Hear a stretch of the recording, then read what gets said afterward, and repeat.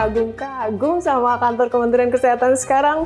Nggak ada yang terima tamu yang macem-macem, karena semua orang bisa lihat. Ini tamunya si ini Kaca bawahnya. semua kaca. terlihat Semua ya. kaca. Terus terang, kalau masalah kualitas dokternya kita nggak kalah.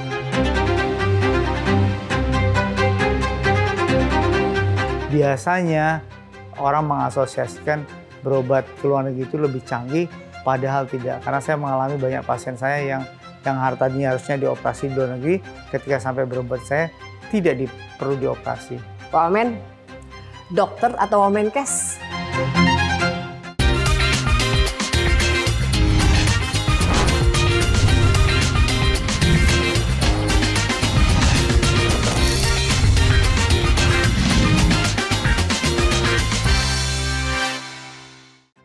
Kita mampir ke ruangannya Wakil Menteri Kesehatan Republik Indonesia ya, Prof. Dante. Yuk.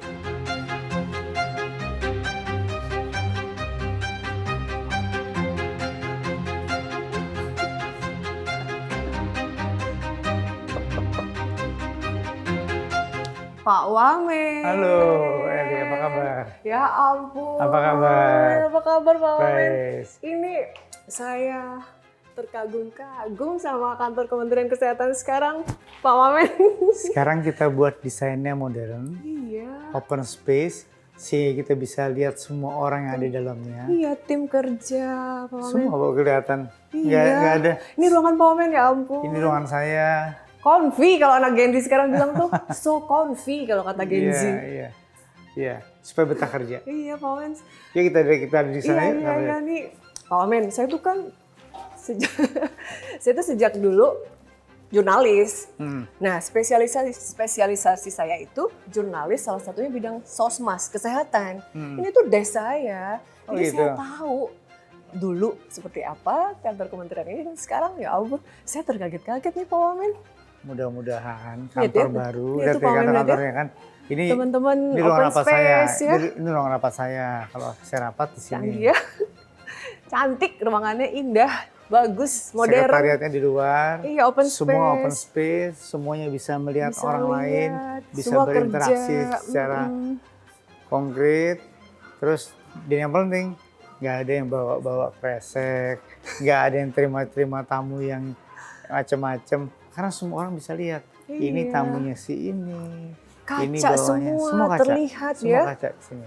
Jadi nggak ada ruangan yang ditutup-tutupi gitu ya. Tidak ada ruangan yang ditutup, semua terbuka. Semua terbuka. Ini tuh budaya kerja yang mau dibangun oleh Wakil Menteri dan Menteri juga. Seperti apa nih Pak Wamen? Jadi tadi sudah Pak Wamen sampaikan juga, sebetulnya semua bisa lihat ya teman-teman kerja seperti apa ya. Kita kan nyusun transformasi kesehatan. Transformasi kesehatan. Di dalam transformasi kesehatan itu ada 6 pilar. 6 pilar itu 6 transformasi kesehatan primer, transformasi kesehatan sekunder, transformasi resistensi kesehatan, transformasi SDM kesehatan, pembiayaan kesehatan, dan transformasi teknologi kesehatan. Iya. Tapi sebenarnya kita menyimpan satu transformasi lagi, transformasi ketujuh, yaitu transformasi internal kesehatan. Jadi internal sendiri juga harus berbenah dan melakukan transformasi. Internal sendiri harus. Bapak Ibu pada meeting. Bu Irjen sedang meeting. Iya. Bu Irjen sedang meeting. Ini sekretarisnya. Iya, teman-teman kerja. Dengan transformasi ini kita bisa melihat budaya kerja baru, sehingga kita bisa lihat bahwa mereka betah di kantor. Iya. Coba lihat deh, ada tempat Nyaman makannya. banget Pak Wamen, lihat. Ada Aduh, ya Allah. ada tempat makannya. Kemudian Pak Wamen, semua bisa duduk di sini dan makan kan? Jadi di sini tim biasa kalau kita hari Jumat ini pantry, ini pantry-nya teman-teman di bisa sini bikin ya. kopi, bisa kopi. bikin makanan, ada yang cemilan, di kulkas Iya. itu ada makanan, ada minuman. Di sini ada tempat gym. Tempat gym. Di sini ada tempat gym. Kalau mau nge-gym, di sini juga ada tempat gymnya. Jadi yang dimaksud Pak Wamen transformasi di internal sendiri itu seperti ini ya. Jadi bahwa karena teman-teman di Kementerian Kesehatan mengurusi urusan kesehatan masyarakat Indonesia, sehingga teman-teman di internal sendiri sudah harus sehat juga ya kan? Pak Betul. Wamen? Jadi transformasi yang 6 kita canangkan untuk masyarakat tidak mungkin bisa tercapai tanpa transformasi internal.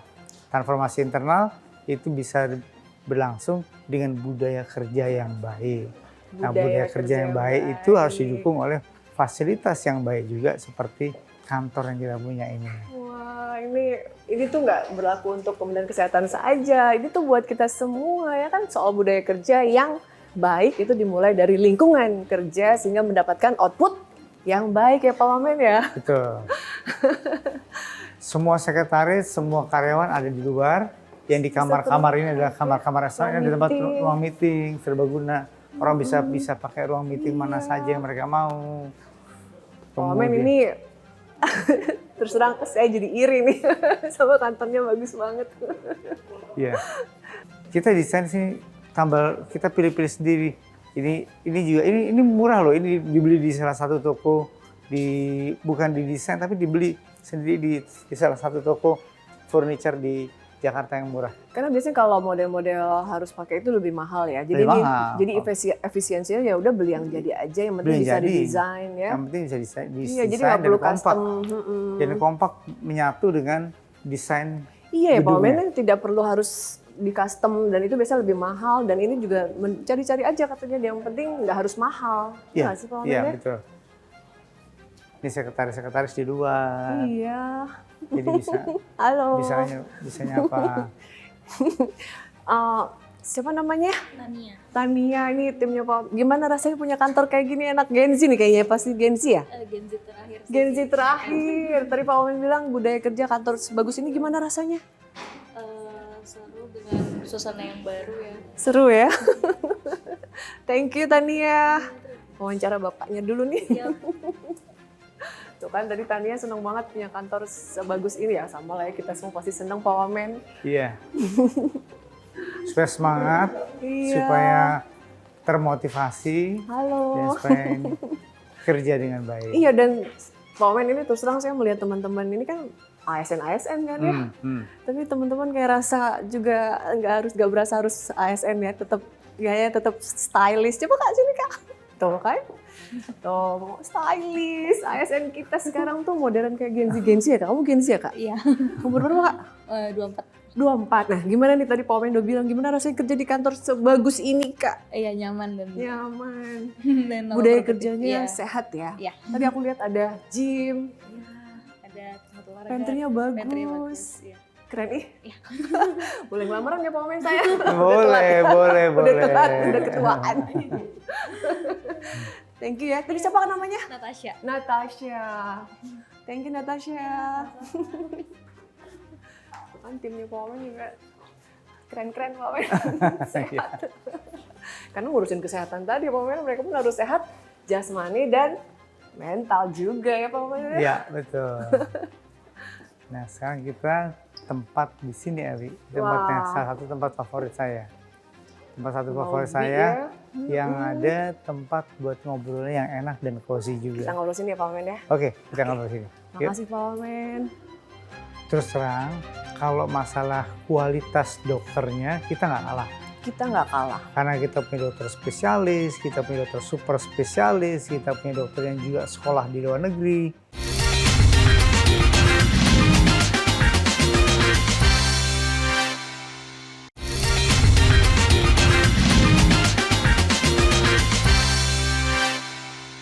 Prof, tadi Prof bilang ini salah satu ruangan yang Pak Wamen suka nih. Kenapa suka banget di sini Pak Wamen? Ruangannya cozy, Cozy, luas, iya. kemudian enak buat ngobrol kayak gini. ngobrol-ngobrol kayak gini. Tamu datang. Tamu datang. Di sisi sebelah sana ada tulisan Kemenkesnya. Kemenkes. Ada Kemenkesnya. Jadi kita kalau biasa terima tamu mau foto-foto di sini. Iya. Tempatnya luas dan cukup cozy lah.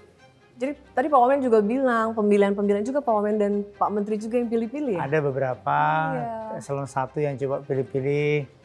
Kemudian nggak perlu mahal, ini kan nggak mahal-mahal ya yayasan ini. Banget. Kita beli sendiri.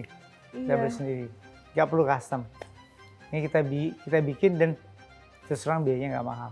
Biayanya nggak mahal. Jadi ini contoh bagaimana kementerian kita bisa bertransformasi dari seorang menteri dan wamennya. Ya nggak sih Pak Wamen? Dan tadi Pak Wamen bilang ini kan representasi bagaimana pemimpinnya lewat ruangan seindah ini sih kalau saya melihat sih. Ini penilaian saya sebagai tamu ya Pak Wamen. Terima kasih. Prof, tadi saya melihat bagaimana transformasi itu sudah ditunjukkan nih dari para pemimpinnya nih, menteri dan wakil menteri. Lalu jadi saya juga jadi ingin melihat bagaimana saya sebagai jurnalis tentunya melihat ya bagaimana kemajuan ya bagaimana menyehatkan masyarakat tadi ya Prof. Jadi ini kan juga tanggung jawab Pak Wamen nih gitu ya salah satunya. Lalu Pak Wamen kemudian dikaitkan dengan kemudian transformasi ini, tapi kemudian masih juga kita melihat para masyarakat kita nih yang tadi ya mereka punya uang, tapi mereka kok masih cenderung mau berobat ke luar negeri ya Prof. Itu kenapa sih Prof? Itu ada dari sisi itu kan artinya apakah standar yang mereka inginkan dari orang-orang yang punya uang ini untuk mendapatkan kesehatan, mereka lebih percaya keluar dibanding ke kita sendiri, Prof? Terus terang, kalau masalah kualitas dokternya kita nggak kalah. Kita nggak kalah. Karena kita punya dokter spesialis, kita punya dokter super spesialis, kita punya dokter yang juga sekolah di luar negeri, kemudian praktek di sini. Soal ilmu kita nggak kalah. Cuma yang harus menjadi PR kita adalah hospitality. Hospitality. Keramah tamahan.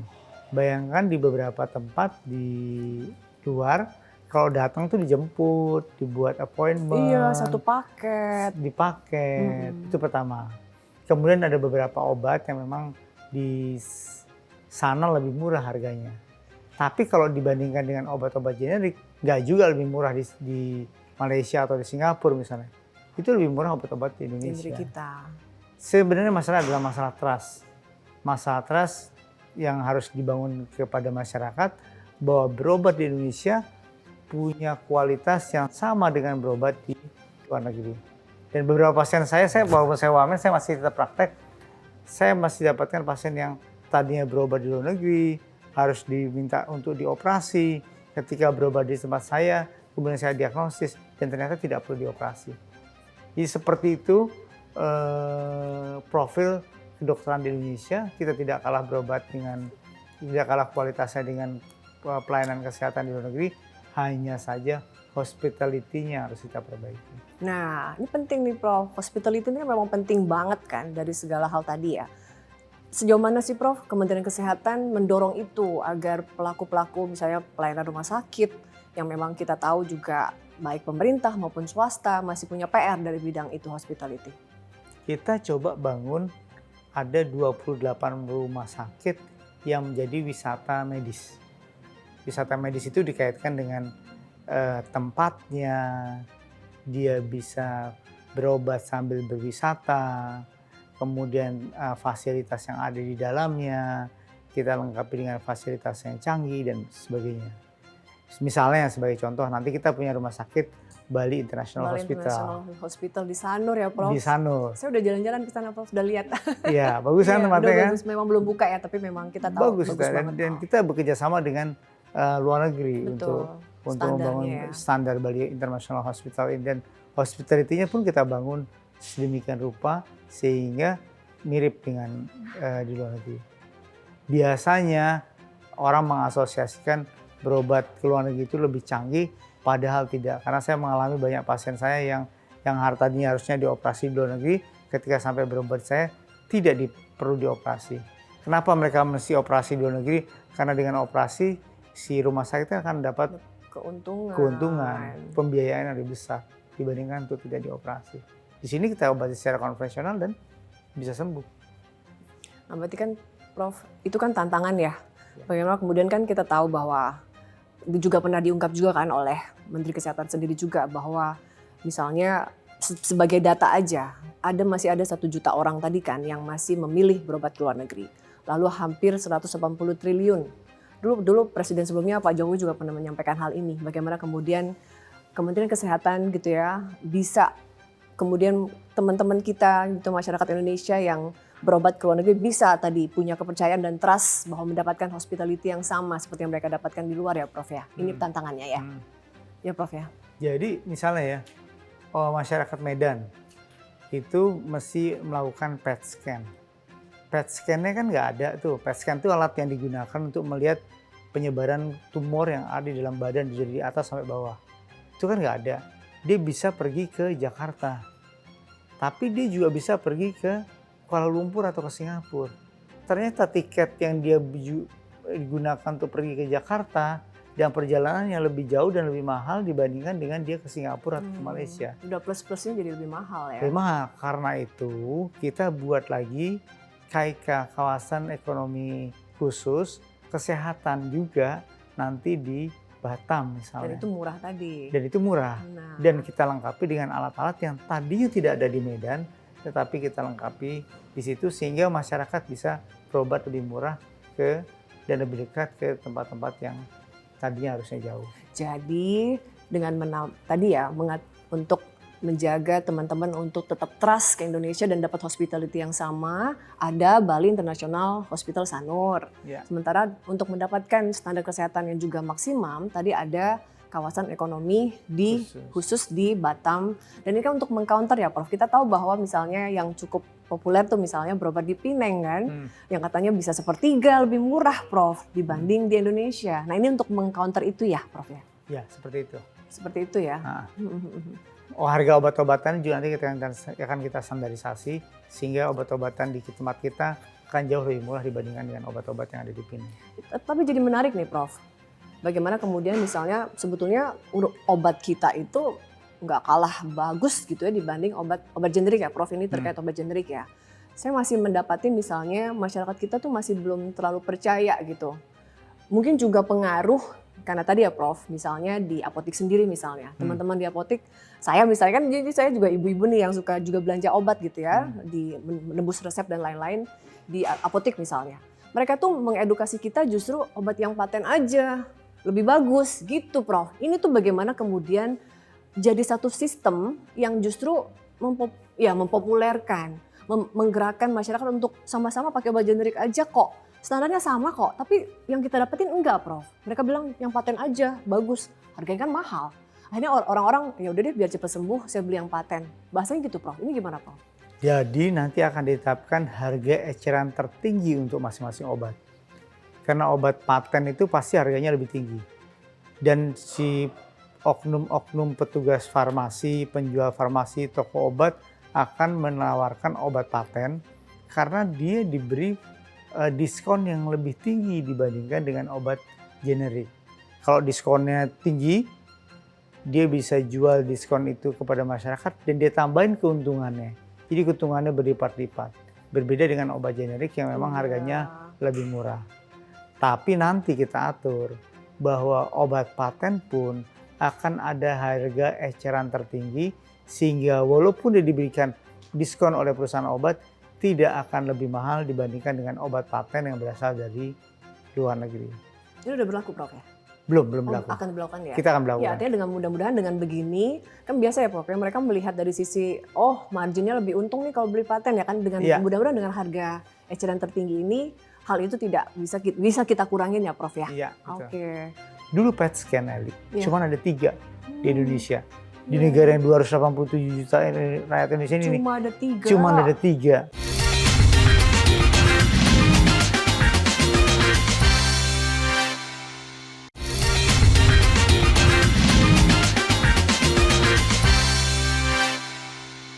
Ini pengalaman saya juga pernah, saya pasien BPJS misalnya. Beda banget perlakuan Pak Omen ketika ke rumah sakit.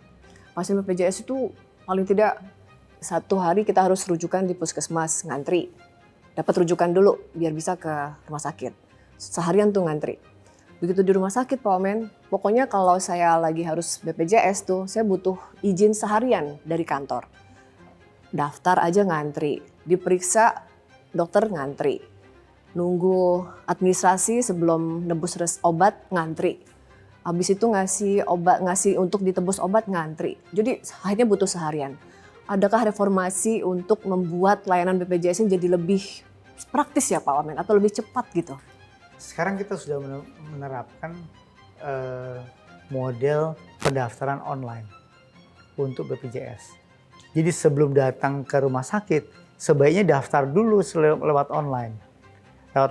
Begitu masuk ke rumah sakit, nanti akan terdaftar, udah dapat kartu antrian di pendaftaran online tersebut. Anda harus datang jam berapa. Udah dikasih jamnya. Sudah dikasih jamnya. Jadi nggak perlu Jadi nunggu dari informasi pagi. sudah dilakukan ya. Sudah, jadi nggak nunggu dari pagi sampai subuh-subuh udah datang, udah bikin antri pakai batu-batu tuh saya lihat tuh zaman dulu tuh. Sepatu. Pakai sepatu di antrian untuk antri loket udah Ini nggak yang perlu edukasi lagi. ini belum tersosialisasi mungkin Pak Wamen ya ke Ya, teman-teman sekarang kita sudah bisa ya. melakukan Oke. pendaftaran secara online dan masyarakat tidak terlalu lama menunggu.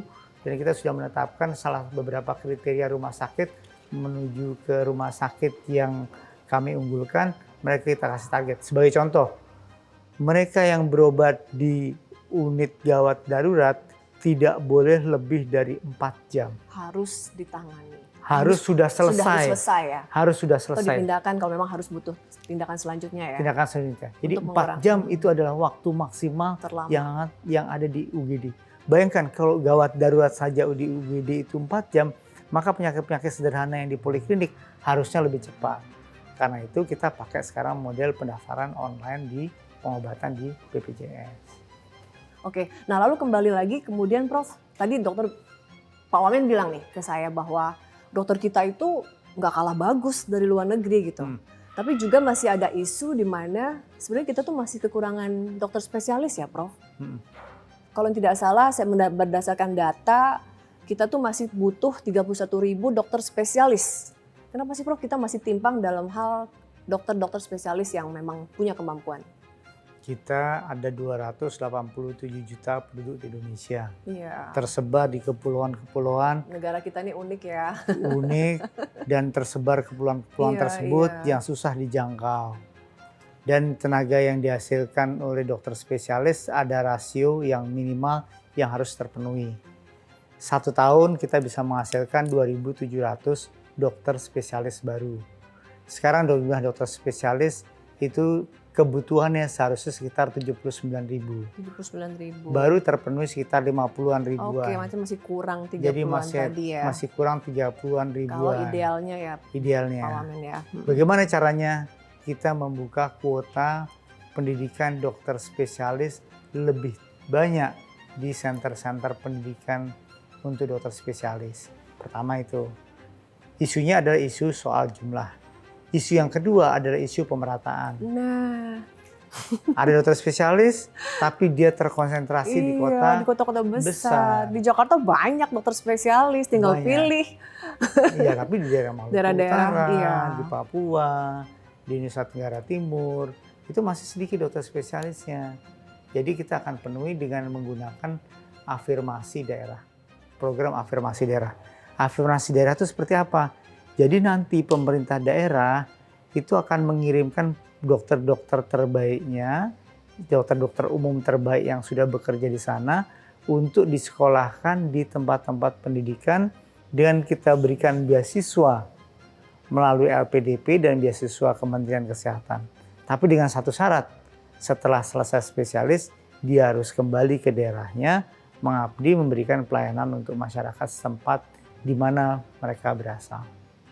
Itu nanti akan kita kerjakan. Dan mudah-mudahan dalam waktu yang tidak terlalu lama dengan membuka jumlah kapasitas pendidikan lebih banyak dan banyak dikirimnya dokter-dokter dari daerah, akan kita cukupi kebutuhan dokter spesialis. Ya itu salah satu cara bagaimana kemudian kita bisa menyamaratakan bahwa dokter-dokter spesialis juga ada di daerah-daerah yang mungkin kita sebut daerah-daerah yang masih jaraknya ya masih daerah kecil dan lain-lain. Tantangan kemudian adalah rumah sakitnya, Prof. Standar rumah sakit kan juga harus sama dengan standar ya disamaratakan juga kan teknologi fasilitas kesehatannya, standar rumah sakitnya, termasuk juga kemudian tadi benefit bagi para dokter spesialis ketika mereka bekerja di daerah, apakah juga mungkin standar tunjangan dan gaji mereka juga baik sehingga kemudian itu bisa membuat dokter-dokter tadi yang terkesan tersentralisasi gitu ya, terkesan numpuk di kota-kota besar bisa juga terstimulus untuk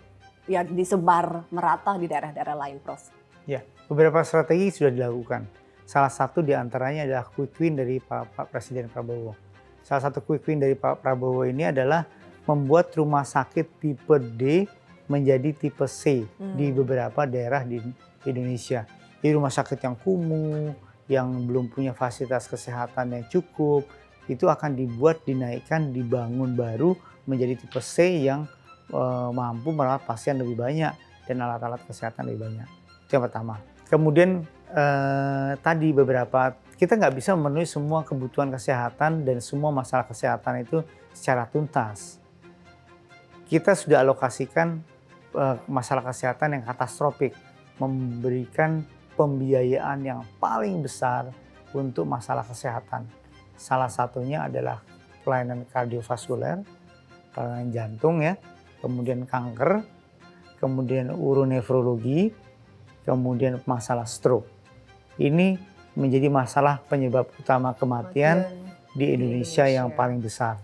Karena itu di semua kabupaten, di semua provinsi kita akan berikan fasilitas-fasilitas kesehatan yang bisa memberikan pelayanan dan akomodasi untuk memberikan pelayanan-pelayanan dari 4 masalah kesehatan yang utama tersebut. Pengampungannya beda-beda. Misalnya di tiap provinsi akan ada MRI di tiap provinsi. Nanti di beberapa regional rumah sakit akan ada PET scan. Dulu PET scan, Eli, cuma ada 3 di Indonesia. Di negara yang 287 juta rakyat Indonesia ini cuma ada 3. Dan itu hanya di kota besar. Dan itu cuma ada di Jakarta. Cuma di Jakarta. Cuma di Jakarta. Nah sekarang kita akan bangun PET scan ini di beberapa tempat regional, baik di Indonesia yang di barat, di tengah maupun di timur PET scan. Kemudian CT scan juga begitu. CT scan yang digunakan untuk melakukan diagnosis penyakit-penyakit kanker, penyakit-penyakit stroke, itu juga penyakit jantung juga akan kita distribusi ke seluruh daerah. Kemudian penanganannya, alat-alat seperti kateterisasi jantung, kateterisasi untuk stroke, kateterisasi untuk gangguan pembuluh darah yang tersumbat, itu akan kita bangun di seluruh kabupaten, 514 tempat di kabupaten di seluruh Indonesia akan kita lengkapi dengan fasilitas cath lab tersebut. Sehingga dengan begitu masalah kesehatan yang menjadi terdispersi di seluruh Indonesia ini akan kita tangani dengan bertahap. Bertahap. Tentunya dengan penjelasan Pak Omen tadi, masyarakat kita yang tinggal di daerah-daerah optimis dan senang dengarnya. Artinya standar kesehatan yang mereka harapkan itu akan ada di daerah mereka. Tapi kira-kira kalau bertahap, Prof, untuk hal yang misalnya ya di tahun berapa kira-kira misalnya tahap 1 mungkin ya 50% kita bisa harapkan sudah gitu. Dan 100% nanti tahun berapa? Paling tidak kita bisa ngukur nih Prof, oh kira-kira tahun ini ya daerah saya sudah mulai bisa mendapatkan fasilitas kesehatan yang tadi, lengkap tadi Prof. Anggarannya dan alatnya gampang untuk dibeli. Oke. Kita bisa membeli alat itu, sekarang pun kita bisa beli alatnya. Sudah siap sebetulnya ya. Sudah siap untuk beli alatnya. Cuma yang jadi masalah adalah SDM-nya. SDM-nya. Misalnya kita mau beli alat kateterisasi jantung di Maluku Utara. Kita mesti pastikan bahwa di Maluku Utara tersebut ada dokter yang bisa mengerjakan kateterisasi jantung. Itu lagi ya. Itu yang paling penting. Itu juga isunya ya. SDM-nya mesti SDM-nya. ada. Karena kalau alatnya sudah dibeli, kemudian mangkrak, nggak ngerti cara rusak, iya, tidak ada kan yang sayang. Betul. Sementara itu alat mahal sekali, bahkan miliaran ya. Miliaran. Iya. Dan itu harus terpenuhi dengan adanya SDM yang cukup. Itu yang akan kita lakukan. Semua sedang dikejar ya Pak Wamen. Semua dikejar. Jadi mohon dalam sabar rakyat Indonesia, masyarakat mudah-mudahan dalam waktu Indonesia. 3 tahun ini kita akan selesaikan masalah 3 tahun, amin. Amin, kita berharap banget nih karena tadi apa yang disampaikan Pak Wamen semuanya bikin kita semangat dan optimis. Lalu yang menjadi viral juga nih akhir-akhir ini kan yang baru diluncurkan oleh Pak Presiden kita. Kalau saya ulang tahun, saya dapat hadiah berobat gratis atau cek kesehatan gratis. Ini senang banget sih Pak Wamen, salah satu terobosan yang buat kita masyarakat Indonesia merasa bahwa kita ini disayang sama negara. Nah terobosan ini sejauh ini Pak Wamen apakah sudah efektif gitu ya buat, dan saya misalnya sebagai siapapun masyarakat Indonesia kalau ulang tahun kan dapat fasilitas kesehatan. Nah itu artinya semua dapat kesempatan yang sama ya Pak Wamen ya? Ya, jadi saya pengen terima kasih nih sama Garuda TV. Karena Garuda TV ini ikut melakukan sosialisasi cek kesehatan gratis ini. Karena kan cek kesehatan gratis itu tidak murah. kalau kita kalkulasi pembiayaannya, Iya. itu mungkin sekitar 2 juta, 3 juta Per untuk orang ya? per orang untuk cek 2 sampai kesehatan. 3 juta dan itu ditanggung oleh negara. Dan itu ditanggung oleh negara. Wow. Untuk 287 juta penduduk Indonesia. Setiap ulang tahun, Pak Wamen? Setiap ulang tahun. Setahun sekali dong? Setahun sekali. Aduh, Setahun sekali. baik sekali negara. Tapi Ternyata dengan melakukan cek pemeriksaan gratis, kalau kita teridentifikasi penyakit yang tertentu, maka penyakit-penyakit tersebut bisa diobati di dalam stadium yang lebih dini. iya. Dan itu akan menghemat biaya pembiayaan kesehatan. Oh, itu pentingnya diketahui sejak dini sehingga bisa diantisipasi, jangan sampai menjadi parah ya, Prof. Betul. Itu tujuan pemerintah ya, ngejaga Misalnya- masyarakat ya. Misalnya ada tumor, ketemu tumor. Betul. Tumornya bisa dioperasi tanpa dikemoterapi. Bayangkan kalau dia nggak ketahuan, dia udah parah, dia dikemoterapi, selain harapan hidupnya rendah, juga pembiayaan kesehatan untuk kemoterapinya ini tinggi. Jadi lebih mahal. Misalnya diabetes, yang tadinya baru ketahuan dalam stadium awal, bisa diobati sehingga tidak timbul komplikasi. Tapi kalau dia sudah timbul komplikasi, jadi stroke, jadi gagal ginjal, jadi sakit jantung, akhirnya pembiayaan jadi lebih mahal. Jadi memang kita melakukan investasi di Iya. manusia di tahap awal, tapi kita melakukan penghematan dalam jangka yang lebih panjang. Bukan cuma itu, tapi nilainya Nilainya. akan kita identifikasi dengan warna lampu merah.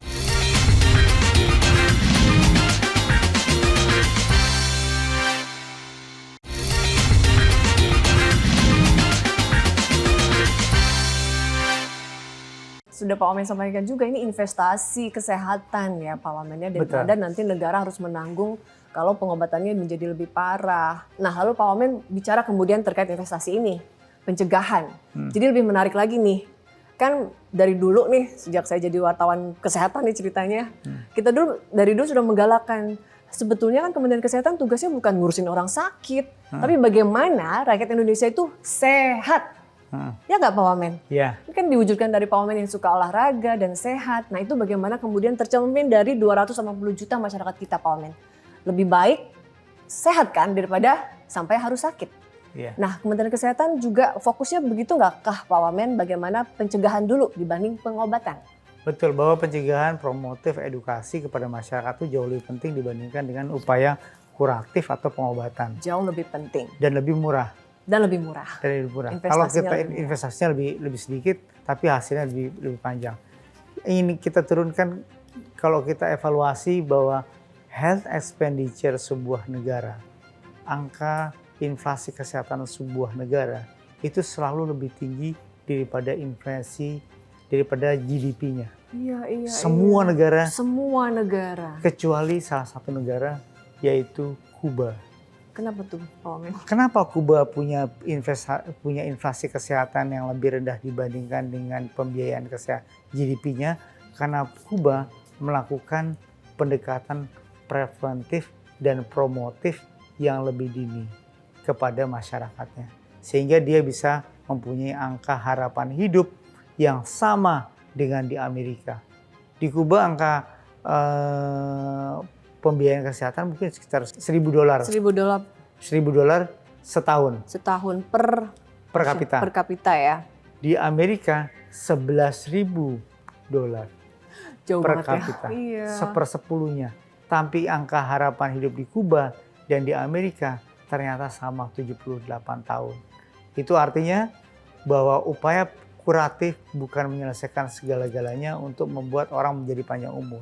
Tetapi upaya promotif dan preventif akan menjamin orang menjadi lebih panjang umur dengan pembiayaan yang mungkin lebih rendah. Nah, tapi kan tadi bicara promotif tadi ya, ini kan menyangkut ke gaya hidup Pak Wamen. Ya. Iya nggak? Gaya hidup masyarakat kita tahu ya Pak Wamen, tinggi gula, tinggi garam, juga minyak gitu. Kan secara data masyarakat kita kan bentuk makanannya kan memang cukup ini ya, challenging ya. Bagaimana pola makan kita tuh kan biasa menggunakan yang tadi, tinggi gula, tinggi garam, ya nggak? Selalu goreng-gorengan, minyak gitu. Sekarang bulan puasa nomor 1 makannya gorengan, Pak Wamen. Jadi soal gaya hidup ini Pak Wamen, bagaimana kemudian itu bisa ya seirama dengan programnya pemerintah nih gitu Pak Wamen, yang ingin bagaimana masyarakat kita tuh promotif pencegahan Pak Wamen, tapi nggak relate ke gaya hidup masyarakat kita Pak Wamen. Kita kan sekarang punya program makanan bergizi gratis ya. Iya. Bergizi gratis. Di dalam makanan bergizi gratis itu kita lihat jenis makanan yang kita berikan kepada anak-anak sekolah. Dan makanan yang kita berikan kepada anak-anak sekolah itu sudah kita desain sedemikian rupa sehingga makan makanan itu sehat. Itu selain memberikan makanan bergizi gratis untuk meningkatkan kualitas gizinya mereka, juga membuat mindset mereka yang berubah untuk mengkonsumsi makanan yang terpilih sehat. Sehat gizinya ya. Jadi Sehat gizinya. Sudah jadi kebiasaan. Sudah jadi kebiasaan, makanya ada jadi buahnya. Jadi ini kayak lagi-lagi ya transformasi habit tadi ya, kebiasaan. Ada Iya, buahnya, ada sayurnya, nasinya dibuat porsi khusus.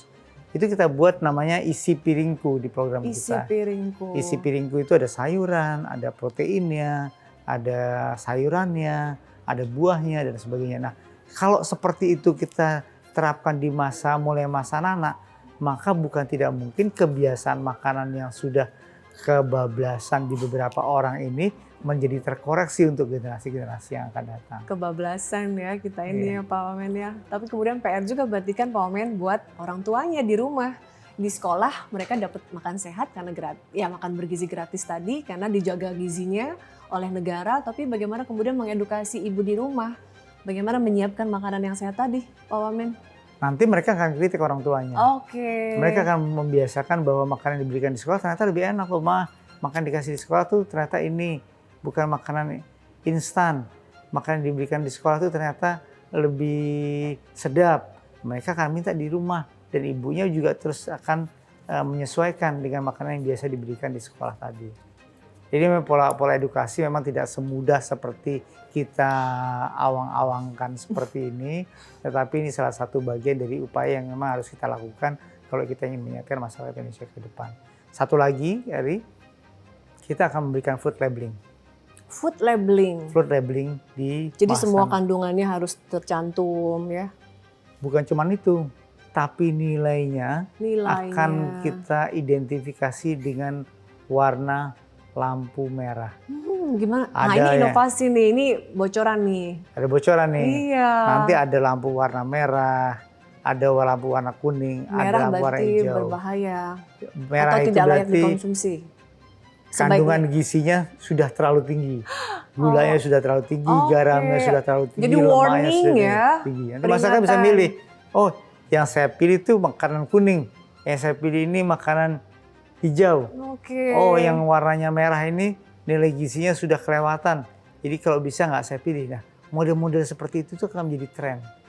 Nah ini food labeling ini sedang kita godok dan nanti akan segera kita sosialisasikan dan kita terapkan di masyarakat. Pengumuman baru nih, kabar gembira dari Pak Wamen untuk masyarakat kita. Ya biar kita langsung bisa milih dan dipilihkan oleh negara lagi-lagi ya. Iya. Ayo mau pilih sehat atau mau pilih sakit. Iya. Kalau mau sehat, pilihlah makanan yang baik. Karena sebenarnya lagi ya Pak Wamen ya, pola hidup itu menentukan kesehatan kita kan, termasuk dari apa yang kita makan ya Pak. Iya. Kan bahasa you are what you eat itu kan dari situ ya Pak Wamen ya. Iya, menarik sekali. Tapi lalu menarik nih, kita tahu Prof. Dante ini kan adalah ahli diabetes molekuler pertama di Indonesia.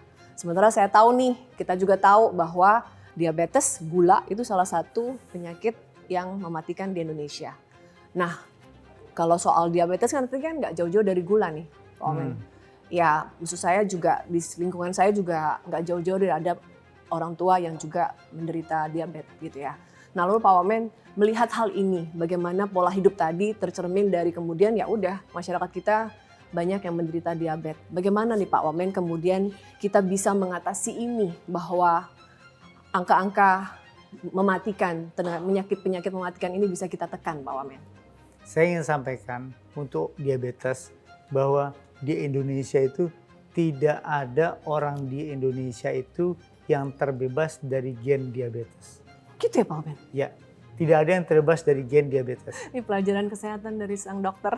Semakin gitu. lama, semakin rapat spider web of diabetes, genetic of diabetes. Karena perkawinan. Misalnya, Iya, ibu saya betul. diabetes, istri saya, bapaknya diabetes. Kita membawa sifat diabetes, kemudian kita menikah. Anak saya akan punya resiko diabetes yang lebih tinggi karena membawa sifat diabetes dari ayahnya dan dari ibunya. Semakin lama semakin rapat gen diabetesnya. Kalau semakin lama semakin rapat gen diabetes, yang harus kita lakukan adalah mencegah supaya diabetes itu tidak timbul. Untungnya adalah bahwa gen diabetes tersebut bukan monogenik gen. Tidak ada satu gen yang bertanggung jawab secara maksimal terjadi diabetes. Tetapi diabetes itu adalah polygenetic responsibility. Jadi ada beberapa gen yang kemudian muncul dan gen itu kemudian berinteraksi dan timbullah diabetes. Supaya gen itu tidak muncul, maka obesitas mesti ditekan, pola gaya hidup mesti ditekan, kemudian kebiasaan olahraga mesti dilakukan, exercise yang baik, dan sebagainya. Itu untuk mencegah diabetes. Dan kita tahu bahwa diabetes adalah mother of disease. Dengan diabetes orang bisa kena serangan jantung, bisa kena stroke, bisa cuci darah, bisa diamputasi, dan sebagainya. Dan itu penting untuk ditangani, dan masalah kesehatan ini sebenarnya bisa dievaluasi dan ditanggulangi kalau kita benar-benar sadar bahwa untuk menghindari hal tersebut kita bisa mulai dari sekarang, sedini mungkin, sedari awal mungkin, mulai dari anak-anak itu bisa dihindari. Salah satunya apa? Obesity. Core of diabetes is obesity. Jadi obesity kita mengalami dua masalah gizi terbesar di Indonesia. Double burden. Yang pertama adalah masalah stunting yang memang kekurangan gizi. Yang kedua adalah masalah kelebihan gizi, adalah masalah obesity. Gimana caranya mengukur obesity? Ukur lingkar perutnya. Kalau perempuan itu harus kurang dari 80 cm. Itu yang ideal ya? Itu yang ideal. Waduh. Kalau laki-laki harus kurang dari 90 cm. Langsung megang perut nih, auto. Langsung megang perut semuanya. Auto. Sehingga Langsung banyak yang lewat semua nih, Pak Wamen. kalau ternyata lingkar perutnya masih 90, resiko penyakit jantungnya masih tinggi, Waduh. resiko stroke-nya masih tinggi, gagal ginjalnya masih tinggi, karena nanti dia akan jadi diabetes cepat atau lambat. Aduh nih buat pemirsa, teman-teman, ini benar-benar Pak Wamen kita, dokter kita ini memberikan kita semua aware ya bahwa harus menjaga kesehatan dari tadi ya gaya hidup, pola makan dan olahraga ya Pak Wamen ya. Jadi mudah-mudahan kita semua jadi diingatkan lagi nih sama Pak Wamen kita bahwa olahraga itu penting karena saya dan Pak Wamen suka olahraga. Jadi mudah-mudahan kita bisa mengompori semua masyarakat Indonesia untuk rajin olahraga ya Pak Wamen ya. Iya. Pak Wamen, dokter atau Wamenkes?